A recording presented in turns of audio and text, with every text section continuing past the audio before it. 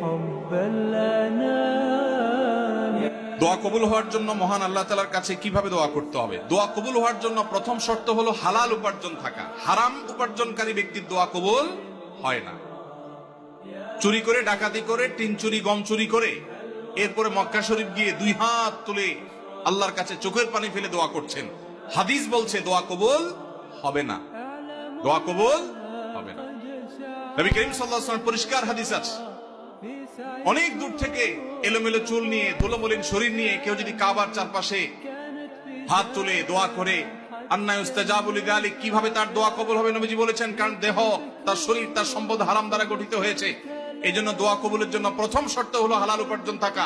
কেউ যদি আগে হারাম উপার্জন করে থাকেন, এখন তওবা করবেন, মানুষের হক মেরেছেন, এখন ফেরত দিবেন, তারপরে আল্লাহর কাছে দোয়া করবেন, ইনশাআল্লাহ দোয়া কবুল হবে। দোয়া কবুলের দ্বিতীয় শর্ত হলো অন্তরের অন্তঃস্থল থেকে কায়মনোবাক্যে দোয়া করবেন, অন্য মনস্ক হয়ে না, দায় সারা ভাবে না, মনোযোগ দিয়ে দোয়া করবেন। দোয়া কবুলের জন্য আরেকটা গুরুত্বপূর্ণ শর্ত হলো হালাল বিষয়ে দোয়া করবেন। হারাম জিনিস আল্লাহর কাছে চাইবেন না। 2 নম্বর জিনিস আল্লাহর কাছে চাইবেন না। অবৈধ সম্পর্ক করার, কারোর সাথে অবৈধ রিলেশন করার, হারাম সম্পর্ক করার জন্য আল্লাহর কাছে দোয়া করবেন। এটা অবৈধ দোয়া, নাজায়েজ দোয়া, এটা করা জায়েজ নাই। বৈধ দোয়া করবেন, নেক দোয়া করবেন, ইনশাআল্লাহ আশা করা যায় আল্লাহ তাআলা দোয়া কবুল করবেন। দোয়ার ক্ষেত্রে আল্লাহর প্রশংসা, নবীজির প্রতি দুরূদ প্রেরণ, এরপরে আপনি যে কোনো চাওয়া পেশ করবেন, বৈধ চাওয়া। এবং দোয়া করার পর কবুল হচ্ছে না কেন জন্য হুলস্থুল করবেন না।